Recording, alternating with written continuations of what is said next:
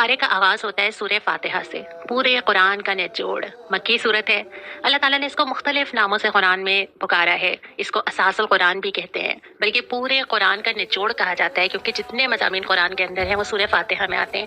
یہ وہ صورت ہے جو ہم سب سے زیادہ پڑھتے ہیں، دن میں پڑھتے ہیں، صبح، دوپہر، شام، ہر نماز میں، اور ہر نماز میں ہر رکعت میں۔ اس صورت میں ایسی کیا بات ہے؟ اللہ تعالیٰ نے اس صورت میں مجھے اور آپ کو سکھایا ہے کہ اللہ سے مانگنا کیا ہے۔ شروع ہوتی ہے آداب دعا کے ساتھ۔ اللہ سے کچھ مانگنا ہے، سب سے پہلے اللہ کی تعریف کرو، اللہ کی اور اپنے مقام کا تعین کرو۔ الحمدللہ رب العالمین الرحمن الرحیم مالک یوم الدین، سارے اختیارات کا مالک۔ پھر اللہ سے توضیع دعا کرو، کیا چاہتے ہو۔ اس کے بعد استحقاق دعا، کہ اللہ کے سامنے بیان کرو کہ اے اللہ، تیرے سوا کوئی اور ہے نہیں جو مجھے دے سکتا ہے، صرف تجھ سے مانگتے ہیں۔ اور آخر میں اصل دعا سکھائی کہ اللہ سے مانگو کہ مجھے صراط مستقیم دے دیجئے، مجھے سیدھا راستہ چاہیے۔ اور یہ ایسی ضرورت ہے جو کہ دن میں کئی بار مانگنے کی ضرورت ہے۔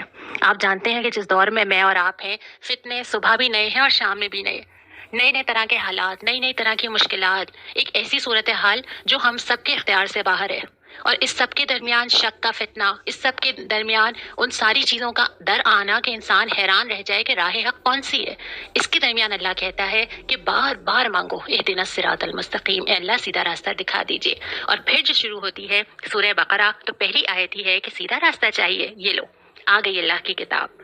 سورہ بقرہ جو مدنی صورت ہے، سورہ فاتحہ کا جواب ہے، خاص طور پہ اس کا ابتدائی حصہ۔ ابتدا میں اللہ تعالیٰ نے جو پہلے ربع میں انسانوں کو کیٹیگرائز کیا ہے، 3 طرح کے انسان ہیں۔ ایک وہ ہے جو متقی ہیں، جو آیت نمبر 1 تا 5 میں ذکر ہے۔ یہ وہ لوگ ہیں جو غیب پہ ایمان رکھتے ہیں، نماز قائم کرتے ہیں، اللہ کی دی ہوئی ہر چیز میں سے اللہ کا حصہ نکالتے ہیں، آسمانی کتابوں پہ ایمان رکھتے ہیں، آخرت پہ یقین رکھتے ہیں۔ دوسرے وہ لوگ ہیں جو کافر ہیں، اتنا انکار کرتے ہیں، اتنا جھٹلاتے ہیں کہ اللہ مہر لگا دیتا ہے، اب اللہ کو ان کی حاجت نہیں رہی۔ اللہ نے 1 دفعہ موقع دیا، 2 دفعہ دیا، اور پھر اللہ نے ان کی آنکھوں کانوں پہ مہر لگا دی۔ تیسرے وہ لوگ ہیں جو منافق ہیں، 2 رنگی دکھاتے ہیں، سازشیں کرتے ہیں، سامنے کچھ اور ہوتے ہیں، پیچھے کچھ اور ہیں۔ دین چاہیے، دین پہ بھی چل جاتے ہیں، دنیا سامنے آتی ہے، دنیا کے راستے پہ بھی چلتے ہیں۔ اور پھر 2 مثالوں سے ان کا ذکر کیا گیا کہ یہ وہ لوگ ہیں جو آسانی آئے تو چلنے لگتے ہیں۔ اللہ تعالیٰ نے مثال دی ہے کہ روشنی نظر آئی تو چل پڑے، اندھیرا ہوا تو رک گئے۔ سامنے نظر آیا کہ کچھ روشنی ہے تو چلنے لگے، فائدہ نظر آیا، جہاں مشکل آئی، تاریکی لگی، وہاں پہ فوراً قدم روک لیے۔ اور ایک اور مثال دیتا ہے کہ جتنی بھی روشنی ہو، جیسے پیغمبر حق لے کر آیا، اللہ تعالیٰ اس کو روشنی کی مثال دیتے ہیں کہ جتنی بھی روشنی ہو، ان لوگوں کو روشنی محسوس ہی نہیں ہوتی، ان کو وہ روشنی ہدایت ہی نہیں دیتی، راستہ ہی نہیں دکھاتی۔ اور اس کے بعد پھر اللہ تعالیٰ مخاطب ہو کے کچھ سوال اٹھاتے ہیں۔ قرآن پر شک کرتے ہو، بنا لو اس کی طرح کی کوئی صورت اگر تمہیں شک ہے تو۔ اس کے بعد فرماتے ہیں کہ اہل ایمان کے لیے تو بشارتیں ہیں، اللہ تعالیٰ نے ان کے لیے کوئی خوف، کوئی رنج کا موقع نہیں رکھا، اور اللہ اس کے لیے بار بار قرآن کی مثال دیتا ہے۔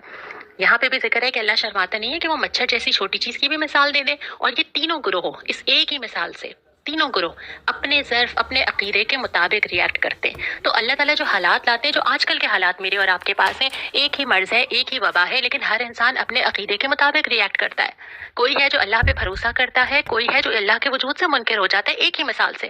تو قرآن کی آیات بھی ہر ایک کے دل میں اس طرح اثر نہیں کرتی، اور اب جب ہم قرآن پڑھنے بیٹھے ہیں تو ہمیں اللہ سے دعا مانگنی چاہیے کہ اللہ اس قرآن کو ہمارے دلوں میں اتار دے۔ اور اس کے بعد پھر حضرت آدم کی تشکیل کا پورا واقعہ ہے کہ اللہ تعالیٰ نے ان کو، حضرت آدم کو بنایا، لیکن عبادت فرشتے بھی کر رہے تھے۔ اللہ تعالیٰ نے ان کو خلیفہ بنایا، اور خلیفہ اس لیے بنایا کہ وہ اللہ کی زمین پہ اللہ کا نظام قائم کریں، اللہ کی زمین میں اللہ کی کبریائی کو قائم کریں۔ اور اس کے بعد پھر ہم دوسرے ربع کی طرف چلتے ہیں۔ دوسرے ربع میں اللہ تعالیٰ نے بنی اسرائیل سے خطاب کیا ہے۔ بظاہر تو نظر آتا ہے کہ اللہ تعالیٰ ایک ایسی قوم سے مخاطب ہے جو اس زمانے میں ہوا کرتی تھی، لیکن اگر ہم اس کا تفصیل سے جائزہ لیں تو ایک امت کو معزول کیا جا رہا ہے اور دوسری امت کی تقرری کی جا رہی ہے۔ بنی اسرائیل کو اللہ تعالیٰ نے، جس طرح حضرت آدم سے اللہ تعالیٰ نے فرمایا تھا کہ زمین پہ جاؤ اور جو ہدایت ہے اس کی پیروی کرنا، اللہ تعالیٰ نے اس کتاب کو قائم کرنے کا کام بنی اسرائیل کو دیا، اور جب بنی اسرائیل نے اس پہ عمل نہ کیا تو پھر امت محمدی صلی اللہ علیہ وسلم کو وہ کام دے دیا گیا۔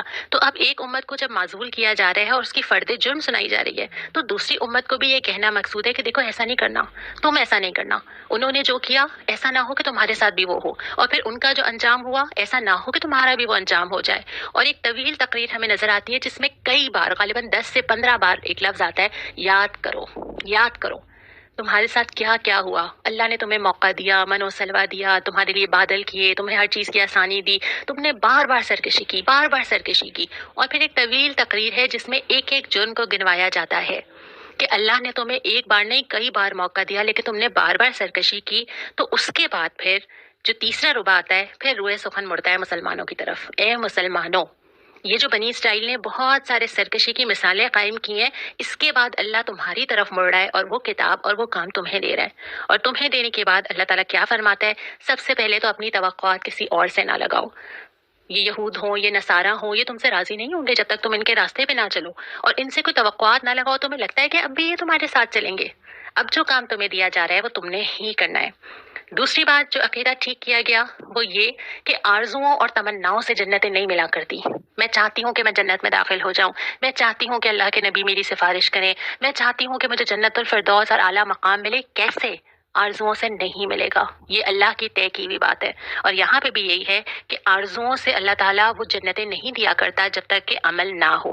تو جو کرنے کے کام ہیں وہ آیت 84 میں بتائے گئے ہیں کہ 5 کام یا 6 کام جو اللہ تعالیٰ نے بنی اسرائیل کو دیے تھے وہ تم بھی کرو، ان کو بھی کرنے تھے لیکن انہوں نے نہیں کیے۔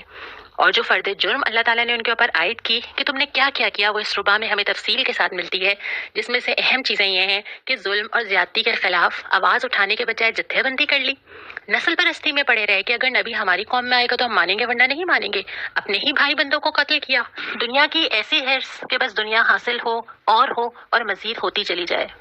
اور اس کے ساتھ ساتھ یہ کہ اللہ کی کتاب کے کچھ حصے کو مانا اور کچھ حصے کو نہیں مانا۔ یہ کہہ دیا کہ جو ہمیں آسان لگے گا، جو ہمارے لیے فیزیبل ہوگا، جس کے لیے ہمیں کوئی مشکل نہ اٹھانی پڑے، وہاں تک تو ٹھیک ہے، نماز، روزہ، حج، انفرادی عبادت ٹھیک ہے، لیکن جو مشکل ہوگا وہ ہم نہیں مانیں گے۔ اور اس کے بعد یہ کہ آخرت کو دنیا کے بدلے بیچ دیا، یعنی کہ اللہ تعالیٰ نے کہا تھا کہ آخرت کماؤ، تو اپنے چھوٹے چھوٹے فائدوں کے لیے آخرت کو اپنے ہاتھ سے جانے دیا اور دنیا کما لی۔ اس کے ساتھ ساتھ پھر جادوگری، شارٹ کٹس، جن چیزوں سے اللہ تعالیٰ نے منع کیا تھا اس میں پڑ گئے۔ پھر اس کے بعد اللہ تعالیٰ کے احکام کو بدل ہی ڈالا، اللہ نے جو کہا تھا اس کو چھپا دیا، لفظ بدل ڈالے، اس کی تشریح کچھ اور طرح کر لی، اپنے مطلب کے لیے الفاظ میں رد و بدل کر لیا، رسول کی مخالفت کی۔ رسول سے محبت تو کی ہے، یعنی رسول کے نام پہ شاید آنکھوں کو بھی چوما ہے، لیکن جس کام کے لیے رسول آیا تھا اس کو پیسے پوچھ ڈال دیا، جس چیز کے لیے رسول نے اپنی پوری زندگی کھلائی تھی اس کو کہیں اہمیت نہ دی، اور پھر اپنی خواہش نفس کی پیروی میں پڑ گئے، جو میرا دل چاہتا ہے، جو میں کرنا چاہتی ہوں، جو مجھے پسند ہے، جو مجھے چاہیے، جہاں مجھے وقت لگانا ہے، اپنی خواہش نفس کو خدا بنا کر کھڑا کر دیا۔ اور پھر آخر میں جو چوتھا ربع ہے اس میں اللہ تعالیٰ نے اس پورے پارے میں جو کچھ پڑھایا گیا اس کا خلاصہ دیا ہے کہ دیکھو، جو بھلائی بھیجو گے اللہ کیا موجود پاؤ گے، جو دو گے وہی واپس ملے گا، اور پھر اگر اجر چاہتے ہو اللہ کے پاس تو خود کو اللہ کی اطاعت میں سونپ دو اور احسان کا رویہ اختیار کرو۔ یہ 2 چیزیں جس انسان کے اندر ہو اس کے خیر سے پورا زمانہ، پوری نسل، پورا معاشرہ مستفید ہوتا ہے۔ وہ اللہ کو راضی کرنا چاہتا ہے، وہ لوگوں کو راضی کرنا نہیں چاہتا، وہ احسان کا رویہ اختیار کرتا ہے، اپنے حق سے زیادہ دیتا ہے، دوسروں کے حق سے کم پہ راضی ہو جاتا ہے، وہ لوگوں کو خیر ہی خیر دیتا ہے۔